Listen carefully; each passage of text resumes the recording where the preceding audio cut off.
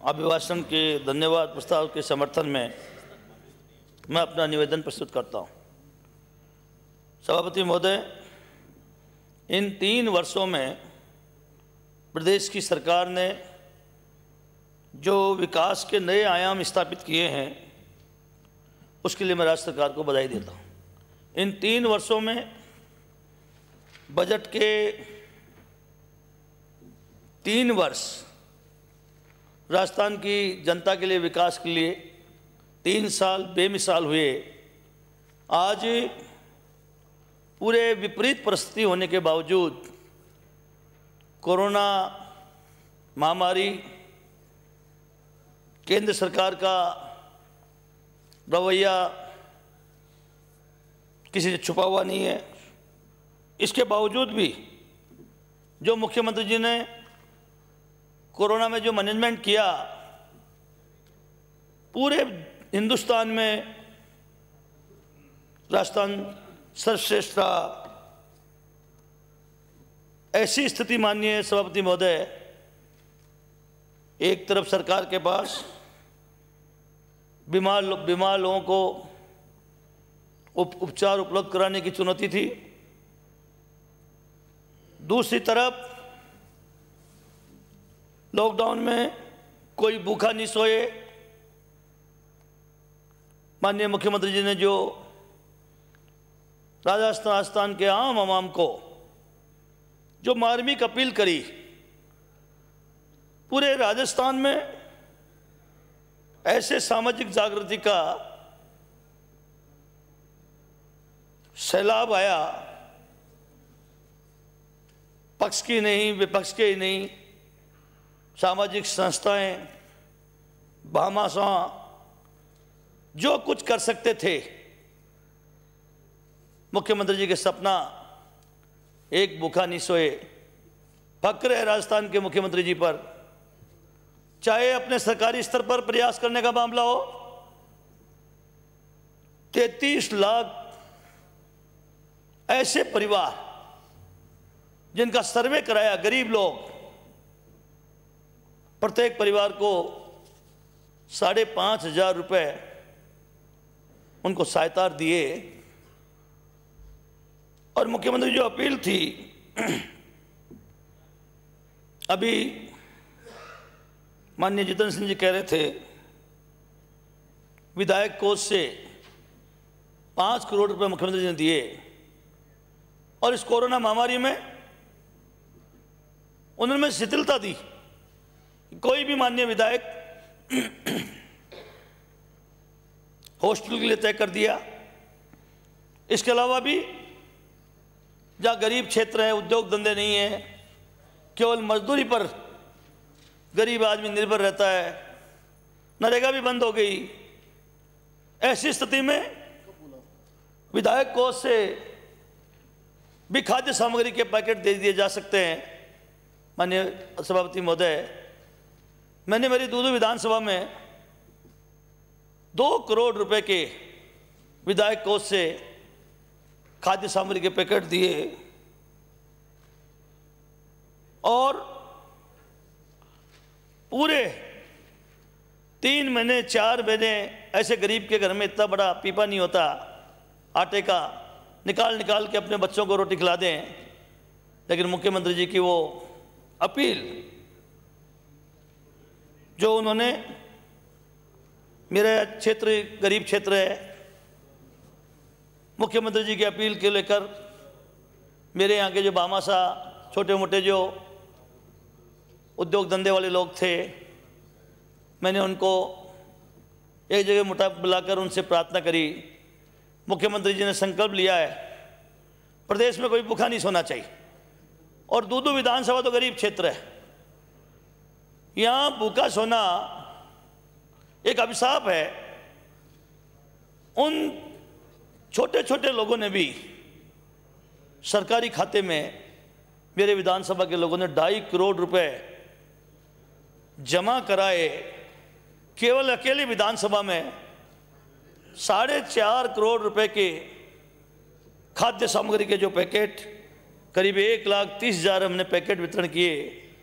माननीय सभापति महोदय, हर आदमी में मुख्यमंत्री जी की जो मार्मिक अपील थी, इतना बड़ा उसका असर देखने को मिला। जिला कलेक्टर स्तर पर एक खाद्य सामग्री का पैकेट 460 रुपये में दिया जा रहा था। हमारे यहाँ के छोटे छोटे व्यापारी इकट्ठे हुए, ये गरीबों को बचाने का मामला है, हम एक पैसा भी इसमें बेनिफिट नहीं लेंगे, हम अपना खुद का समय भी हम परमार्थ से काम में लगाएंगे। और 288 रुपये में जो जिला कलेक्टर स्तर पर 460 रुपये का पैकेट था, सेम वही पैकेट 288 रुपये में हमारी विधानसभा में दिए। ये मुख्यमंत्री की जो मार्मिक अपील थी उसका परिणाम था। सभापति महोदय, मास 1,31,000 मास मैंने प्रयास करके मैंने वितरण कराए। करीब 3.5 लाख मास मेरे विधानसभा में वितरण हुए। पूरे राजस्थान में एक क्रांति आ गई सभापति महोदय।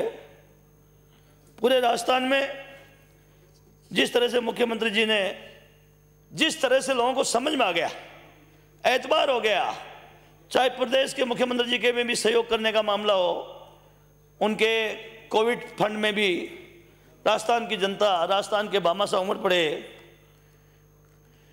मुख्यमंत्री जी ने जो लोग 3-3, 4-4 महीने तक लॉकडाउन लग गया, डेथ हो गई, उनके फूल लोगों के घरों में रखे थे, मंदिरों में रखे थे, मुख्यमंत्री जी ने फैसला किया सरकार की तरफ से उनके अस्थि कलश हरिद्वार में विसर्जन करने के लिए, उसमें रजिस्ट्रेशन करवाए। मेरे यहाँ भी 2 बार में 10 बसें स्थानीय भामाशाह स्तर पर सभापति महोदय हमने हरिद्वार में अस्थि कलश के विसर्जन करवाए। अध्यक्ष सभापति महोदय, मुख्यमंत्री जी ने कहा सहयोग करो।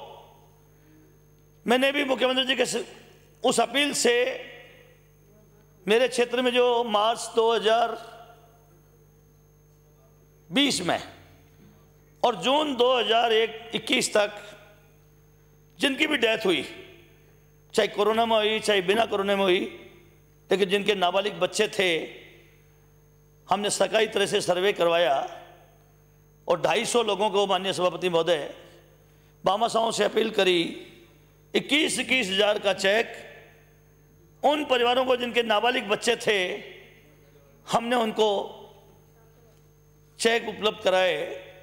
तो मुख्यमंत्री जी ने जो अपील करी उसका इतना बड़ा फर्क पड़ा सभापति महोदय कि आज फक्र से कह सकते हैं कि राजस्थान में कोई व्यक्ति भूखा नहीं सोया है।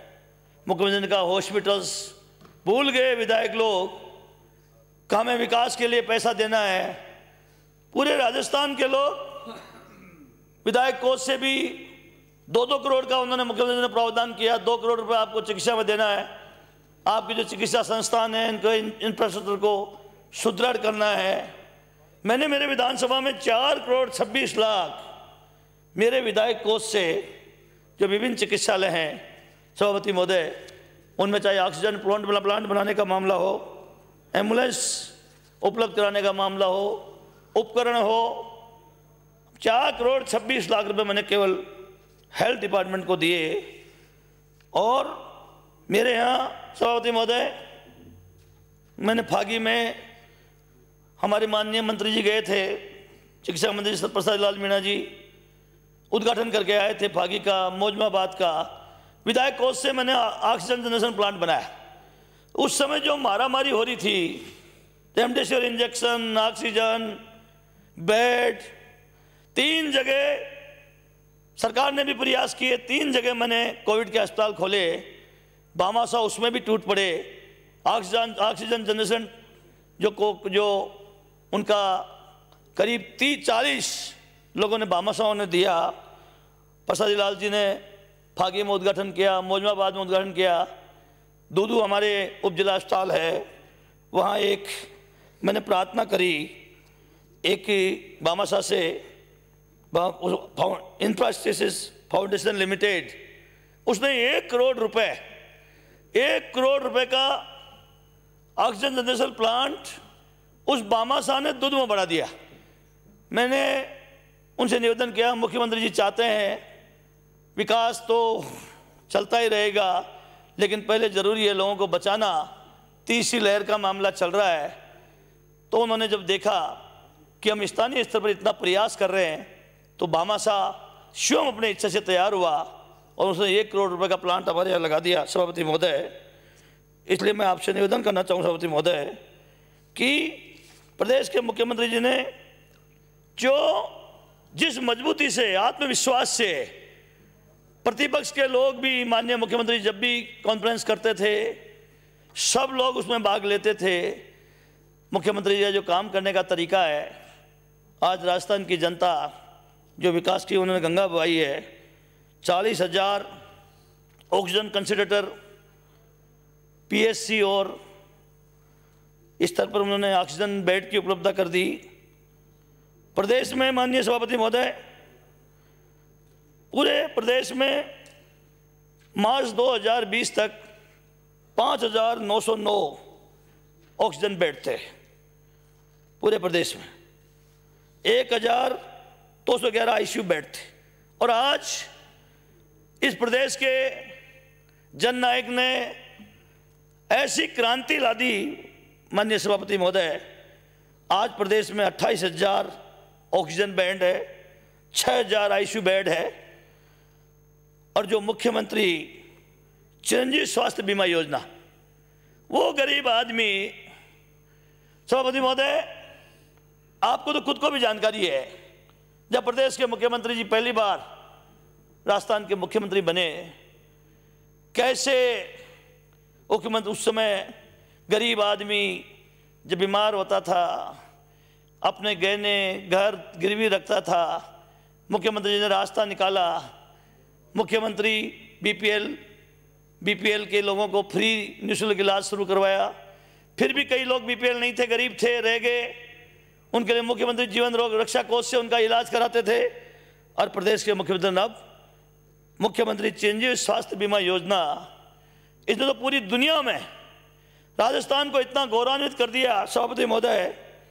आज प्रदेश में 788 सरकारी और 639 निजी अस्पतालों को मुख्यमंत्री जीवन स्वास्थ्य बीमा योजना से जोड़ दिया गया है।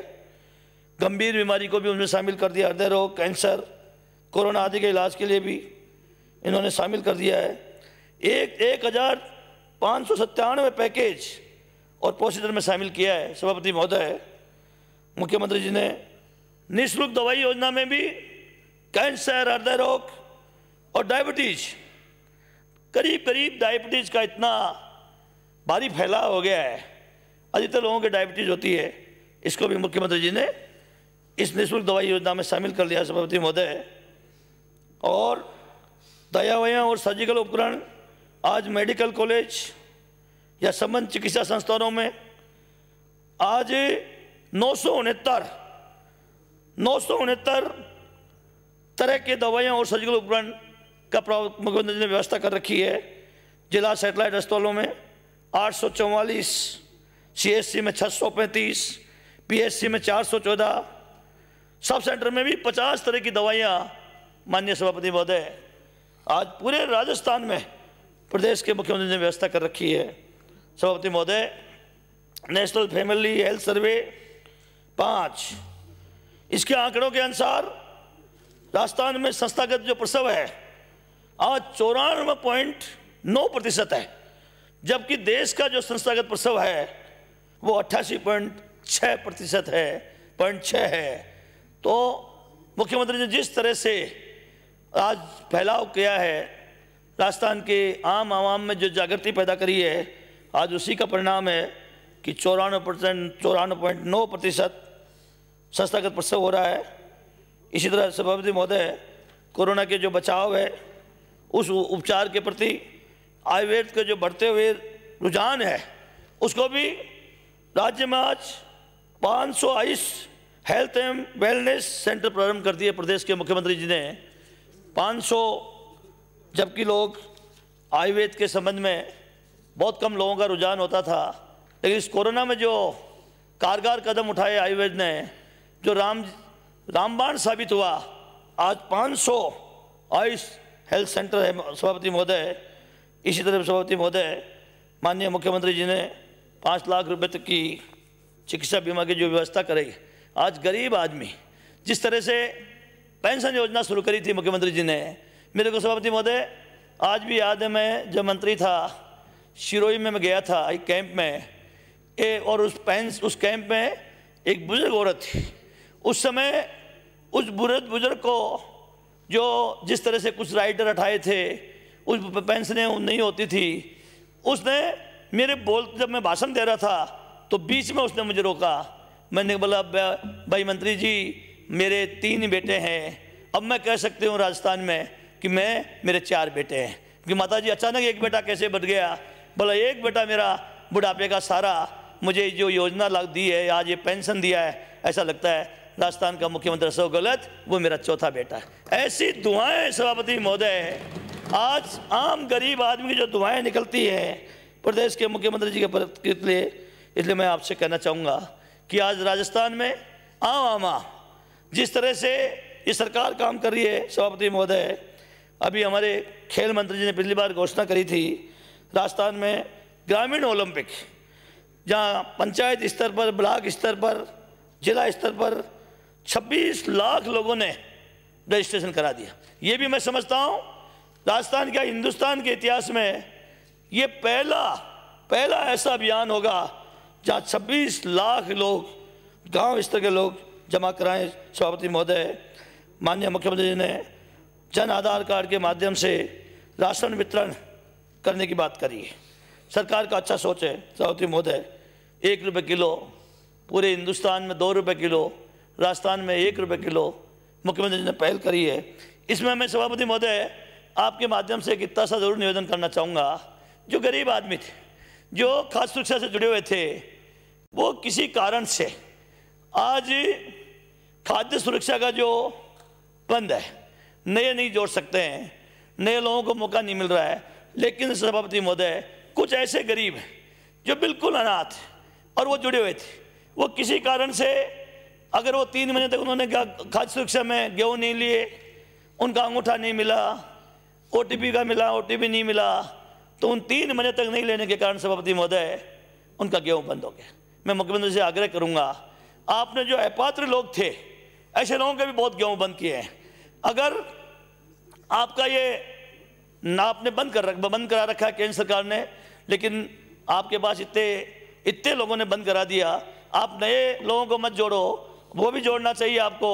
लेकिन जो गरीब आदमी है, जो बेचारे मजदूरी करता है, झोंपड़ी में रहता है, अगर उसके भी 3 महीने तक गेहूँ नहीं लिया, OTP नहीं मिली, अंगूठा नहीं मिला, उसका गेहूँ बंद हो गया, आज वो वंचित है।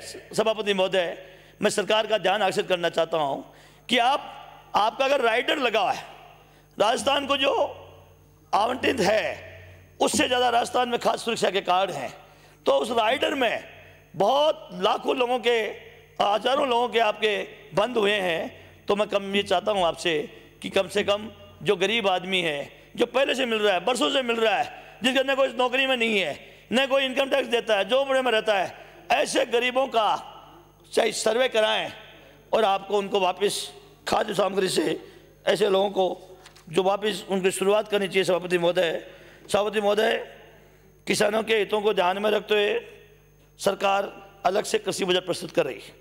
बहुत ही ये सरकार धन्यवाद की पात्र है सभापति महोदय। वैसे भी सरकार ने जब राजस्थान में अशोक गहलोत जी मुख्यमंत्री बने, हमेशा उनके काम करने का जो तरीका, गरीब आम आदमी किसान उसको केंद्र बिंदु मानकर फैसले करते हैं। हमारी सरकार में सहकारी बैंकों में 8,161 करोड़ के कृषि ऋण साफ माफ किए हैं। गत सरकार के समय 6,000 करोड़ रुपए के भुगतान, इन्होंने पिछली सरकार का जो बकाया था उसके भुगतान किया है। 14,000 करोड़ रुपए किसानों के ऋण माफ किए हैं सभापति महोदय। और इन 3 वर्षों में 36,357 करोड़ रुपए के अधिक उससे भी अधिक अल्पकालीन ऋण, 846 करोड़ रुपए मध्यकालीन ऋण, 362 करोड़ 70 लाख रुपए दीर्घकालीन ऋण वितरित किए हैं। सरकार ने काबिल तारीफ किया किसानों के लिए सभापति महोदय। मुख्यमंत्री जी तो मुख्यमंत्री किसान मित्र योजना में प्रतिमाह 1,000 रुपये का अनुदान दिया जा रहा है किसानों को। बहुत से लोग ऐसे सभापति महोदय, लघु किसान, सीमांत किसान, जिनके 1000 रुपये बिल आता है, आज उनके 1 पैसा भी बिल नहीं आता है, जीरो बिल आता है। मुख्यमंत्री जी ने बहुत ऐतिहासिक काम किया सभापति महोदय। लेकिन मैं एक निवेदन करना चाहूँगा सभापति महोदय, ये सरकार कमिटेड है किसानों के भले के लिए, किसानों के लिए फैसले करने के लिए।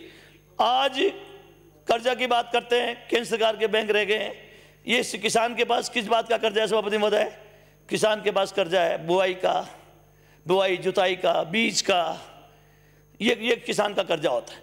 जब उसको बुआई जुताई बीज की जरूरत पड़ती है, खाद की जरूरत पड़ती है, किसान किसी का लोन लेता है, अतिवृष्टि हो जाती है, अनावृष्टि हो जाती है, उसके फसल पैदा नहीं होता है, वो किसान का कर्जा होता है। मैं मुख्यमंत्री से प्रार्थना करना चाहूँगा, मैंने पहले भी सदन में 1-2 बार कहा था सभापति महोदय कि आपको अगर इस किसान में आप अलग कृषि का बजट ला रहे हो, इस राजस्थान के किसान को कर्जे से बचाना है, तो आपको एक बहुत बड़ा फैसला करना चाहिए, फैसला करना पड़ेगा सभापति महोदय।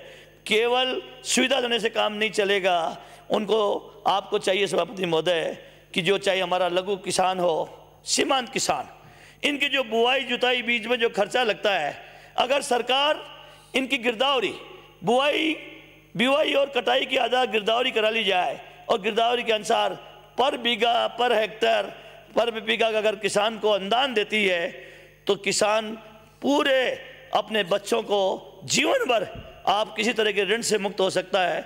जब उसका जितना सा अनुदान मिल जाए, अगर अतिवृष्टि अनावृष्टि हो गई, किसान के पैदा नहीं हुआ और पैदा नहीं होने पर भी अगर उसका कर्जा नहीं हुआ और उसको अनुदान से चुका देगा, तो किसान को किसी के हाथ फैलाने की जरूरत नहीं है। हमारे राजस्थान और हिंदुस्तान का किसान आप जानते हो, आप बेचारा सर्दी गर्मी बरसात में, मैं चाहूँगा सरकार को इसमें भी विचार करना चाहिए सभापति महोदय।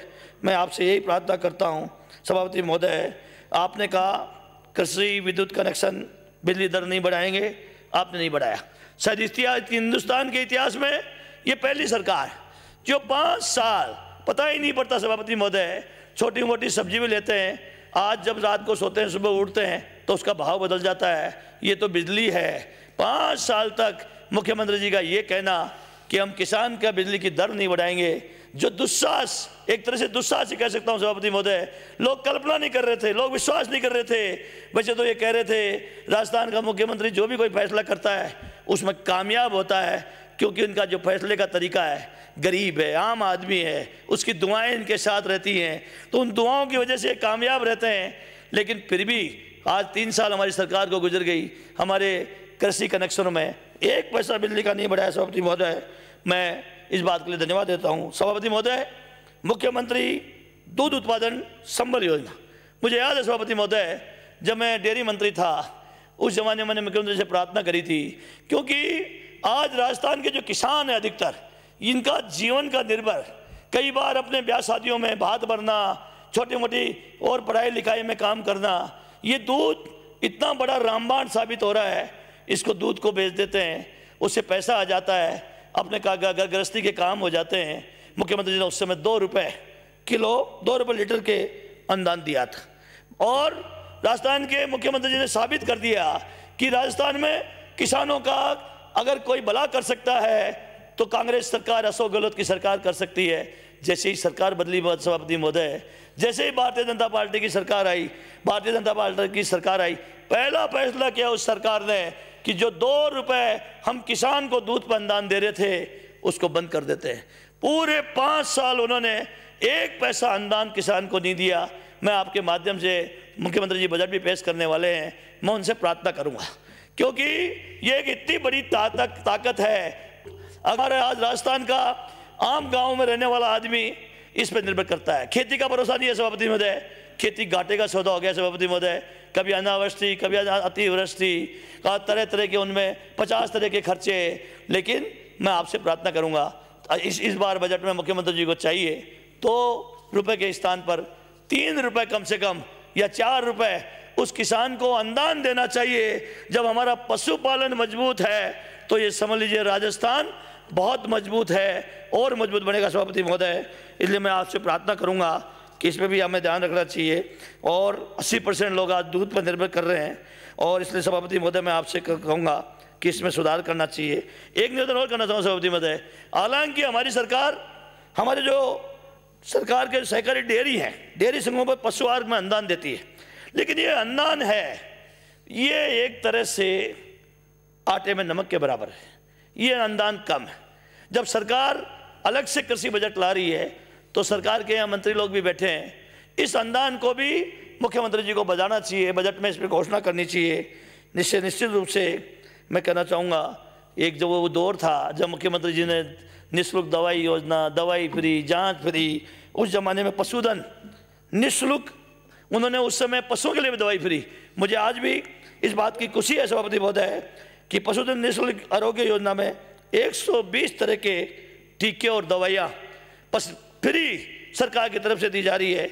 इसलिए मुख्यमंत्री जी का धन्यवाद करना चाहूँगा। सभापति महोदय, जब जब प्रतिपक्ष के लोग जब वोट लेने आते हैं, वोट की बात करते हैं तो गाय की बात करते हैं, जब जब ये सरकार में आते हैं एक पैसा ये गाय गऊ के लिए एक पैसा कभी नहीं बढ़ाते हैं।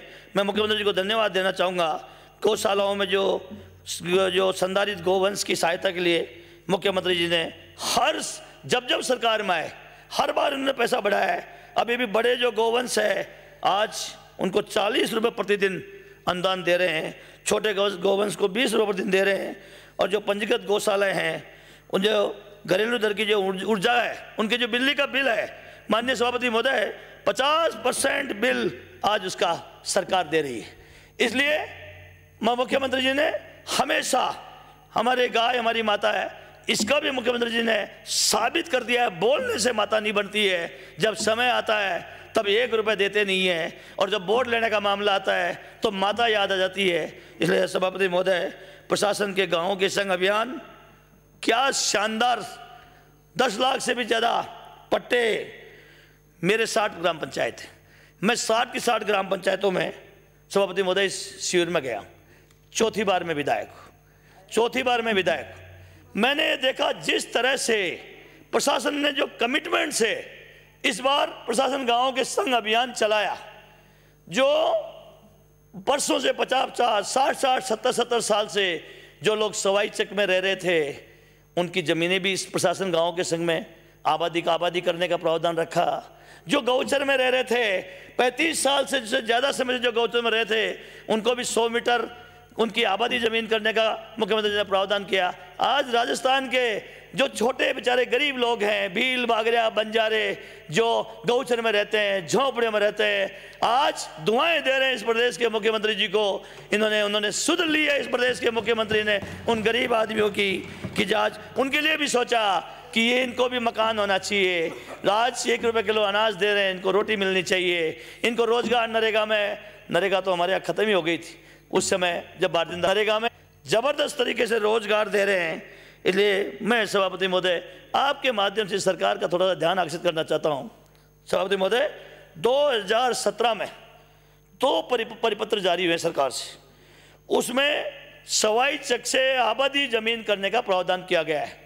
लेकिन सभापति महोदय, उसका जो पट्टा देने का मामला है, सवाई चक से तो आबादी में ज़मीन हो जाएगी, लेकिन पट्टा डीएलसी रेट पर दो। सभापति महोदय, कैसे संभव है?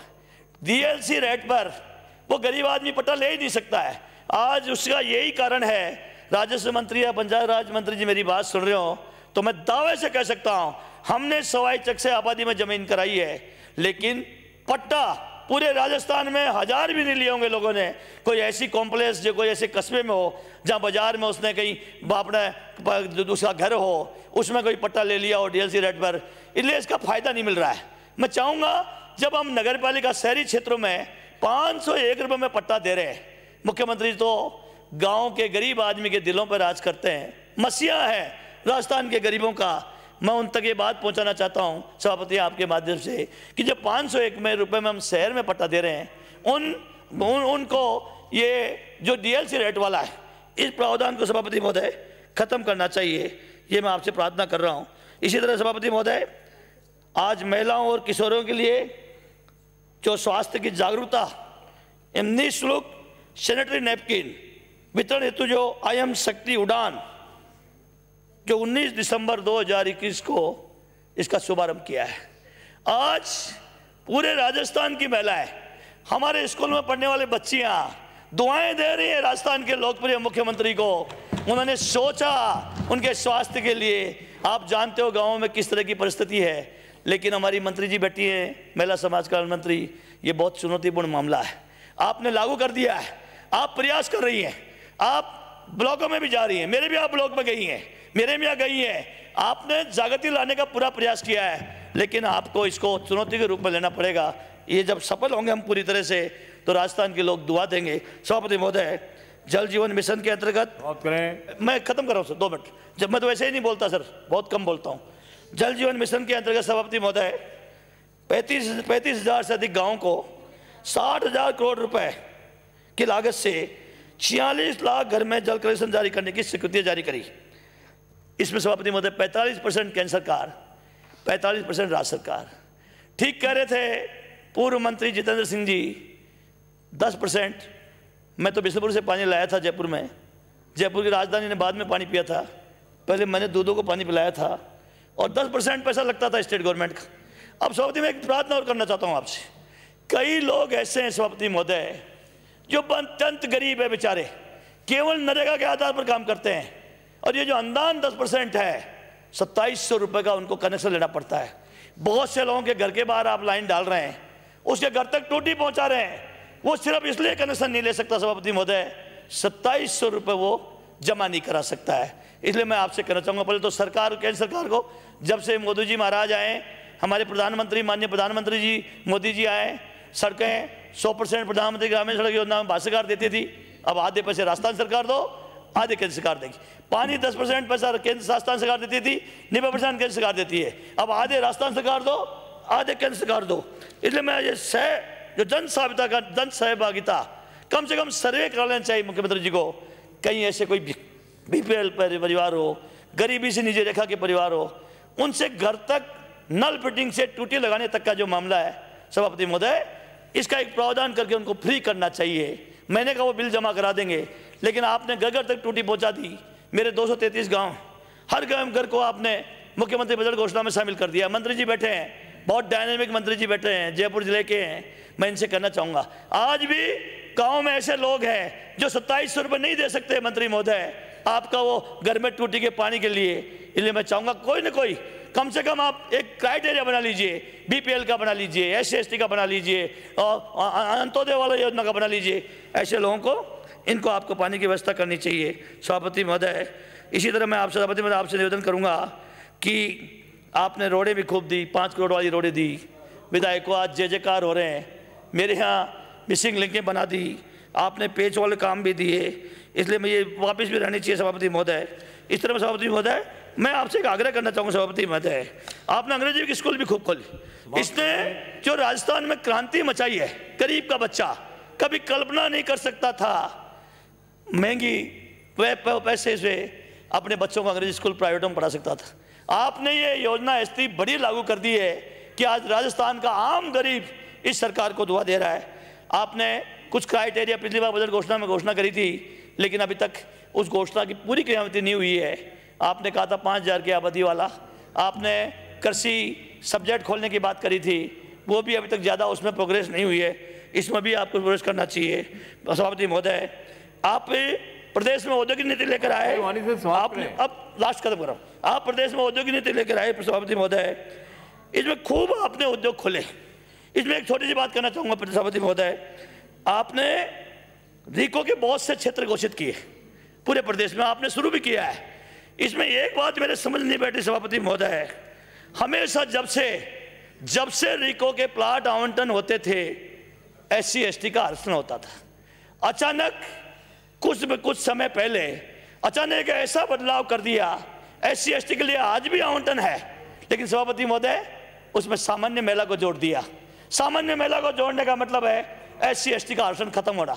इसलिए मैं चाहता हूँ, गरीबों में बहुत बढ़िया इस बात पे आक्रोश हो रहा है सभापति महोदय। मुख्यमंत्री जी संवेदनशील नेता है राजस्थान के, वो आम आदमी की सुनते हैं, गरीबों को हमेशा आगे बढ़ाते हैं। मैं उद्योग मंत्री जी का भी ध्यान आकर्षित करना चाहूँगा, जो आपने SC/ST के आरक्षण में जो महिला का प्रयोजन किया है, महिला का करना है तो उसमें SC की महिला का करो, एसटी का मेला करो। आपने उसने मेला दे दिया, सामान्य मेला है, SC ST के आदमी को किसी को मिलती ही नहीं है सभापति महोदय, रिको का प्लाट नहीं मिलेगा। इसलिए मैं आपसे कहना चाहूँगा, अशोक गहलोत की सरकार SC ST के साथ अन्याय नहीं कर सकती, ये मैं भी जानता हूँ, सभापति महोदय पूरा राजस्थान जानता है। ये कहीं न कहीं भूल हुआ है, इसको तत्काल उठाना चाहिए सभापति महोदय। और आप उस SC ST के लोग जो आपकी नीति चल रही थी, आज गरीब घर के लोग भी छोटे छोटे उद्योग रिको के प्लाट ले लेके अपनी उद्योग लगा रहे हैं, कुटीर उद्योग लगा रहे हैं, आज वो तरक्की कर रहे हैं। मैं सभापति महोदय, आपने मुझे बोलने का मौका दिया, 2 बार आपने मुझे कम करने का भी कहा।